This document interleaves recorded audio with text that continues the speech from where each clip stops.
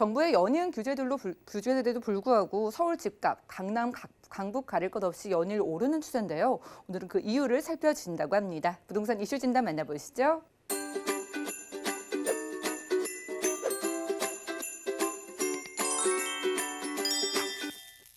네, 뭐 아까 그 오프닝 멘트에도 잠깐 나왔지만 지금 뭐 여러 가지 규제들, 특히나 지금 이제 재건축하고 지금 재개발 쪽에 뭐 정부에서 지금까지 공공택지에만 이제 적용하던 분양가 상한제를 민간 택지까지 뭐 확대하겠다, 이런 어떤 그 뭐 카드들을 꺼내들면서 실질적으로 이제 주택경기 실사지수 같은 것들도 지금 이렇게 떨어지고 있는 이런 이제 마당이죠. 뭐 그것뿐만이 아니죠. 실질적으로 뭐 8.2 대책부터 시작해서 뭐 9.13 대책까지 그 대책들이 계속 지금 진행이 되고 있는 거거든요. 그러니까 만약에 내가 사려고 하면 일단은 뭐 가장 크게 느끼는 게 대출 규제겠죠. 뭐 대출을 보통 받아서 뭐 투자를 하는 게 일반적이기 때문에, 자 그렇다면 뭐 LTV가 지금, 그러니까 내가 주택이 만약에 10억짜리라면 보통 뭐 한 4억밖에 빌려주지 않는 거죠. 그러니까 뭐 지금 LTV가 한 40% 정도 시대에 지금 우리가 살고 있고, 거기에다가 LTV만 보는 것이 아니라 그 돈을 빌리려고 집을 사려고 하는 사람의 소득까지 보는, 이건 이제 DTI라고 하죠. 자, 여기에다가 소득만 보는 것이 아니라 DSR이라고 해서 뭐 뎁 서비스 레티오, 그러니까 뭐 그 사람이 이자를 갚을 수 있는지 없는지, 그러니까 부채까지 보는 뭐 이런 어떤 대출 규제들이 있기 때문에 살려고 할 때도 굉장히 좀 힘든 그런 상황이 되고 있죠. 자, 뭐 팔려고 해도 마찬가지죠.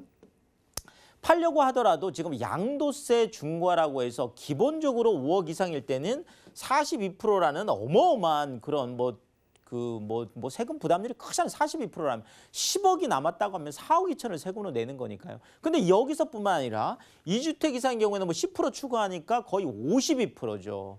거기에다가 뭐 3주택이면 20%를 추가해서 62%까지 뭐 양도세를 낸다 보니까 지금 뭐 사려고 하면 사려고 하는 대로, 팔려고 하면 팔려고 하는 대로 다 이렇게 규제들이 있는데, 여기에다가 이번에 그렇죠, 삼중고라고 할 정도로 또 하나가 정말 뭐 민간 택지까지 분양가 상한제 이 카드가 이제 나오면서 어쨌든 간에 규제 삼중고를 겪고 있다. 자, 그런데 놀라운 것은 이렇게 규제들이 쏟아지고 있는데 왜 서울의 집값, 그것도 뭐 집값뿐만 아니라, 그러니까 매매 가격뿐만 아니라 최근에 전세 가격까지 반등하고 있어서 매매가와 전세가가 동반 상승하고 있는 이런 모습을 보이고 있는데, 결국 왜 이렇게 규제 속에서 서울 집값만 유독 이렇게 매매가와 전세가가 지금 올라가는 걸까? 그 이유에 대해서 오늘 한번 낱낱이 파헤쳐 보도록 하겠습니다.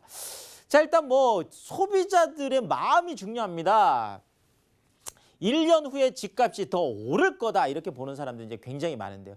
사실 뭐 부동산은 우리가 심리 게임이다, 이런 얘기 많이 하잖아요. 그러니까 많은 사람들이 1년 후에 지금보다 집값이 더 많이 올라갈 거야 이렇게 생각하면 실제로 그 심리가 부동산 가격에 반영되는 것이 일반적이거든요. 이만큼 심리가 굉장히 중요한데, 이 심리를 실질적인 지수로 나타내는 것, 뭐 우리가 뭐 좀 그래도 가장 신뢰할 수 있는 기관 중에 하나가 이제 한국은행이겠죠.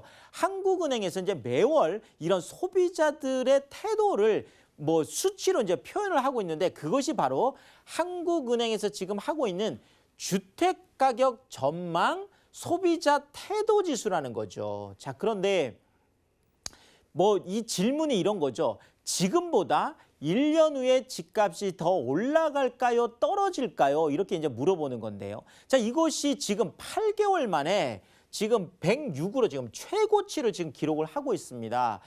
뭐 제가 이제 기억을 하기로는 한 8개월 전 뭐 거의 고점까지 갔다. 그때가 뭐 9.13 대책 요때였으니까요. 고점까지 갔다가 이 전망이 계속 하락하기 시작해서 거의 80에서 뭐 한 90 이 정도에서 이제 계속 머물러 있었던 건데, 지금 이것은 전국 평균이에요. 그러니까 전국적으로 보더라도 많은 사람들이 지금보다는 오히려 1년 후에 집값이 올라갈 거라고 보는 사람들이 훨씬 더 많다라는 거죠. 100이 넘어간다라는 것은 그런 의미가 있거든요. 자, 전국적인 평균이 이 정도인데 서울만 놓고 본다라면 지금 뭐 서울은 112를 기록을 하고 있습니다. 112라는 거는 거의 뭐 대부분의 사람들이 앞으로 서울 집값은 지금보다 1년 후에 훨씬 더 올라갈 거야라고 전망하는 사람들이 뭐 거의 대다수다. 이렇게 볼 수가 있겠습니다. 이것이 112를 기록을 하고 있고 지금 뭐 부산이라든지 광주라든지 대전 같은 이런 6대 광역시 같은 경우에도 지금 108이다 보니까 평균보다는 조금 더 높은 축이 되겠죠. 자, 어쨌든 간에 전국적으로 보든 뭐 서울만 보던 아니면 뭐 6대 광역시를 보더라도 전반적으로 지금 소비자들이 느끼는 것들은 집값이 올라갈 것이라고 보는 전망들이 높다라는 거죠. 자, 그런데 소비자들뿐만 아니라 자, 매매 수급 동향이라는 것이 있는데 이것은 지금 한국감정원에서 이제 매달 발표를 하는 거죠. 자, 한국감정원에서 그 현직에 있는 이제 공인중개사들, 이제 중개업에 종사하고 계신 분들, 어떻게 보면 매매와 매수, 그러니까 매도와 매수를 너무나 잘 알고 있는 뭐 현장에 있는 계신 분들이잖아요. 이분들을 대상으로 이제 조사를 하는 것들인데 그것이 바로 매매 수급 동향 조사라는 거고, 자, 또 하나가 지금 KB국민은행 그 부동산 이쪽에서 하고 있는 매매 가격 전망 지수라는 게 있습니다. 자, 결국 이 매매 수급 동향 지수하고 매매 가격 전망 지수 둘 다 또 상승세를 지금 기록을 하고 있다라는 거죠. 자, 결국 이런 거죠. 많은 소비자들도 부동산 가격은 계속 올라갈 거라 보는 사람들이 좀 우세하고 실질적으로 중개업에 종사하고 계신 분들도 올라가지 않겠나라고 보고 있는 이런 것들이 계속 상승하고 있다. 어쨌든 심리적으로는 지금 제가 보면 뭐 작년 말까지 거의 꺾여 있다가 1월, 2월 달까지도 계속 주춤주춤하던 것들이 3월 달, 4월 달 들어서면서 계속 조금 회복하고 있다는 시그널들이 좀 나오기 시작했거든요. 자, 이러면서 거의 5월 달, 6월 달에는 거의 이제 많은 부분들이 거의 뭐 회복선에 다 들어왔다라고 하면서 지금 7월 달 들어서 그렇죠.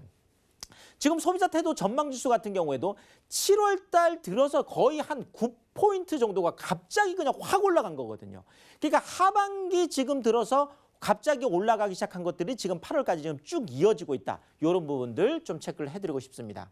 자, 특히나 지금 강남권 아파트 같은 경우에는 평균 매매가가 지금 역대 최고치를 지금 기록을 하고 있는데 2008년부터 시작해서 이제 평균 매매가라는 것들을 지금 이제 조사해 오기 시작했는데 역대 최고치라는 거는 뭐 가장 지금 높다 이렇게 볼 수가 있겠습니다. 구체적으로 좀 보면은요, 2014년부터 지금 뭐 그 전반적으로 부동산이 좀 움직이기 시작한 뭐 그 터닝 포인트라고 할까요? 그것이 2014년을 기점으로 볼 수 있겠는데 이 2014년부터 현재까지 평균 매매가가 무려 61.4%가 올랐습니다. 그러니까 10억이었던 아파트는 서울에서 10억이었던 아파트는 2014년에 지금 뭐 무조건 평균이요 16억 이상 올랐다는 거죠. 이 당시에 한 5억 정도 됐던 아파트들은 8억 이상 지금 올랐다는 얘기가 되겠고 3억 정도 됐던 아파트들도 다 5억 이상 올라갔다는 이거 지금 뭐 61.4%라는 건 사실 어마어마한 거죠. 자, 지금 강남권의 평균 아파트 매매가가 9억 9,873만 원. 네. 조금만 더 하면 그렇죠. 조금만 더 하면 지금 10억을 눈앞에 두고 있다. 그래서 지금 뭐 8월 지나면서 지금 9월 지나면서 뭐 곧 10억은 넘어갈 거다 이렇게 지금 보고 있고요. 실질적으로 작년 12월까지 지금 계속 평균 매매가는 올라왔었습니다. 그래서 이 당시에 한 9억 9,700까지 올라갔었어요. 자, 그런데 이것이 올 1월 들어서 조금 계속 낮아지기 시작하면서 이것이 9억 8천까지 떨어졌었죠. 자, 그런데 지금 7월 들어서 아까 제가 7월 들어서 갑자기 올라왔다고 했는데 갑자기 7월 들어오면서부터 거의 한 달 새에 평균 매매가가 1,400만 원이 갑자기 확 올라가면서 지금 현재 평균 매매가가 9억 9,873만 원이라는 정말 10억을 바로 코앞에 두고 있는 이런 어떤 수치들을 보이고 있다. 그래서 지금 역대 최고치 2008년 이래로 지금까지 조사해온 이래로 가장 높은 평균 매매 가격을 지금 평균 매매가라는 건 그런 거잖아요. 뭐 지금 이쪽에 뭐 2, 3억짜리도 있을 수 있고 이쪽에 뭐 20억짜리도 있을 수 있는데 평균 가격 자체가 지금 10억이 넘어간다라는 건 정말 대단히 지금 뭐 의미 있는 수치다. 이렇게 말씀드릴 수가 있겠습니다. 자, 그러다 보니까 강남뿐만이 아니라 당연히 강북권, 특히나 지금 강북권 중에서는 뭐 마포라든지 용산이라든지 성동구라든지 지금 뭐 가장 또 핫한 곳이죠.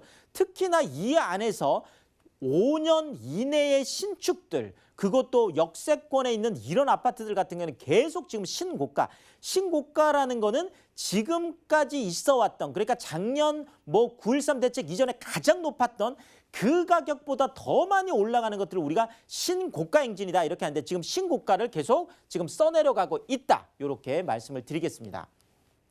자, 이러다 보니까 전세가까지 지금 꿈틀꿈틀하고 있습니다. 그런데 많은 전문가들이 전세가가 더 오를 일만 남았다, 이런 얘기들을 지금 많이 하고 있는데요. 자, 결국 이런 거죠. 매매가가 계속 올라가는데 전세가는 떨어진다라고 하면 매매가가 상승하는 것들이 힘을 받아서 가기 어렵습니다. 자, 그런데 매매가가 올라가는데 전세가가 동반으로 같이 받쳐준다 그러면 더 상승할 수 있는 여력들이 많이 더 있겠죠. 지금 그런 건데요. 자, 서울의 전세가가 33주 연속 하락을 했었습니다. 자, 그런데 지금 하락세를 멈추고 4주 연속 지금 상승하는 이런 모습을 지금 보이고 있다. 지금 8월 들어서 지금 계속 올라가고 있는 거죠. 더더구나 지금 가장 걱정이 많았던 것들이 아무래도 이제 강동 쪽이 되겠죠. 지금 올 하반기에 서울의 신규 입주 물량이 한 2만 세대 정도 되는데, 이 중에서 거의 한 17,000세대, 거의 뭐 대부분이 다 강동 쪽에 다 쏠려 있습니다. 자, 이러다 보니까 지금 뭐 우리가 송파 헬로시티 올 초에 이제 경험을 하면서 그것이 대규모 입주, 그러니까 한 10,000세대가 넘어가는 입주가 되면 보통 전세가가 많이 하락하는 게 일반적이었는데, 지금 입주 폭탄이라고 계속 걱정을 했던 강동마저도 전세가 하락이 멈추고 현재 보합세를 지금 기록하고 있는 이런 모습들을 지금 보여주고 있습니다. 자, 그런데 많은 전문가들이 왜 이런 전세가 상승 요인이 산적해 있다, 이렇게 좀 볼 수가 있을까요? 자, 일단은 민간 택지까지 분양가 상한제가 실시가 된다라고 하면 아무래도 공급이 위축이 되겠죠. 아까 오프닝 멘트에도 나왔지만 많은 건축 이렇게 하는 회사들이 왜 그 경기 실사 지수를 좀 나쁘게 보냐면 앞으로 뭐 더 지을 것들이 많이 없다라는 거죠. 결국 많이 못 짓다 보니까 그만큼 입주 물량이 떨어지고, 그렇다면 매매가와 전세가가 올라갈 수밖에 없는 이런 것들이 있죠. 여기에다가 지금 뭐 3기 신도시라든지 이런 것들에 대한 대기 수요들, 로또 청약에 대한 대기 수요들, 많은 사람들이 청약 시장으로 가기 위해서 다시 전세 시장에 계속 머무르게 되는 이런 것들 때문에 앞으로 당분간 전세가는 계속 올라가지 않겠나, 이렇게 보는 것들. 또 요즘 최근에 보니까 많은 뉴스들에서 뭐 전세 대란이 다시 온다, 뭐 이런 것들도 지금 쓰고 있는 것들이 아마 이런 이유들 때문이 아니겠나, 이렇게 보여지고 있습니다. 자, 어쨌든 규제 3중고를 겪고 있는 서울, 집값이 오르고 있는 이유를 보면 일단 3년 만에 금리 인하, 그렇죠. 지금 뭐 한국은행에서 금리 인하 하자마자 지금 미 연준에서도 또 금리 인하를 했습니다. 자, 여기에다가 지금 미국 금리 인하하고 나서 최근에 지금 뭐 일본 규제들 있잖아요. 일본 규제까지 뭐 지금 쏟아지고 있다 보니까 지금 많은 사람들이 금리 인하를 더 해야 된다. 그래서 추가 금리 인하에 대한 이야기들이 많이 나오고 있습니다. 자, 그러다 보니까 지금 뭐 정기적금이나 정기예금 쪽에 지금 금리가 뭐 1.5% 이렇게 뭐 아주 저금리다 보니까 넘어올 수밖에 없는 거죠. 부동산 쪽으로. 왜냐하면 지금 부동산 쪽 같은 경우에는 지금 거의 뭐 한 5% 정도의 수익률들을 많이 일반적으로 내고 있다 보니까 부동산 쪽으로 지금 정기예금에 거의 한 1,170조 정도의 부동자금들이 지금 부동산 쪽으로 지금 증시로 가기에도 지금 증시가 많이 불안하니까, 그렇죠. 이런 부분들 때문에 부동산 매수 심리를 지금 계속 자극을 하고 있다라는 거죠. 더더구나 내가 집을 사면서도 당연히 대출 이자가 낮다라는 거는 그만큼 비용이 주는 거거든요. 이런 측면에서도 매수 심리를 계속 자극하고 있다라는 이런 부분들 말씀을 드리겠고요. 자, 규제와 기대 모두 지금 매물 품귀 현상들을 가속하고 있습니다. 그렇죠. 지금 뭐 집값이 올라갈 거라고 기대를 하면 당연히 내가 뭐 집 내놓지 않죠. 이런 것들 때문에 매물은 귀해지고 있다. 자, 마지막으로 가장 큰 결론이 이거죠. 많은 사람들이 8.2 대책 때도 그랬고 9.13 대책 때도 그렇고 결국 규제가 쏟아질 때는 조정이 한 번은 온다. 자, 그렇지만 그 조정장 이후에는 반드시 상승장이 온다라고 하는 이런 학습 효과들, 이런 것들을 계속 경험해 왔기 때문에 한 번 정도는 주춤주춤할 수 있지만 언젠가는 또 대세 상승장이 온다라는 이런 학습 효과가 지금 부동산 가격을 계속 올리는 이런 이유들이 되겠다. 자, 그렇다면 어떻게 투자를 하면 될까요? 자, 일단 중장기적으로 가치 투자를 하실 분들은 자, 뭐 이런 민간 택지 분양가 상한제 이런 것들 쏟아지고 있지만 제가 볼 때는 그렇다면 오히려 상대적으로 한번 조정을 받으면 가격에 대한 메리트가 또 높아집니다. 자, 그러면 역시나 재개발하고 재건축 쪽에 역시나 유효한 투자로 계속 남아있을 수 있다는 거 한 번 더 말씀을 드리고 싶고요. 자, 단기적으로나 아니면 내가 실수요로 내가 만약에 들어간다라고 하는 분들은 중소형 쪽의 신축 이런 것들을 우리가 바라보면 될 것 같고요. 더더구나 청약시장 여전히 유효한 투자 전략이 되겠다. 자, 여기에다가 금리 인하에 대해서 편익 지금 어쨌든 1.5% 정기예금 금리가 지금 되는 이 마당에 1.5% 받으면서 계속 지금 정기예금 쪽에 머물러 있을 수 없잖아요. 그러니까 지금 오피스텔이라든지 도시형생활주택 같은 이런 초소형 주택들 결국 5% 이상의 수익률을 내는 이쪽에 수익형 부동산 쪽으로 지금 많이 넘어오고 있고 지금 현재 제가 세미나 하더라도 이런 쪽에 질문을 하신 분들이 어마어마하게 많거든요. 이럴 때가 또 한 번의 투자 기회가 왔다. 이렇게 정리를 드리겠습니다. 유재성 대표님의 무료 세미나 소식입니다. 매주 수요일과 토요일에 진행되는 세미나의 자세한 일정과 장소 또 예약 문의는 023153-2668번으로 연락 주시기 바랍니다. 부동산 올인원 시청자 참여 방법입니다. 023153-2668번으로 전화 주시거나 013-3366-0110번으로 상담 원하시는 내용을 문자로 남겨주시기 바랍니다. 방송이 끝난 후에는 서울경제TV 홈페이지와 네이버 TV에 CNTV 부동산 사람들을 통해 시청자 참여가 가능합니다.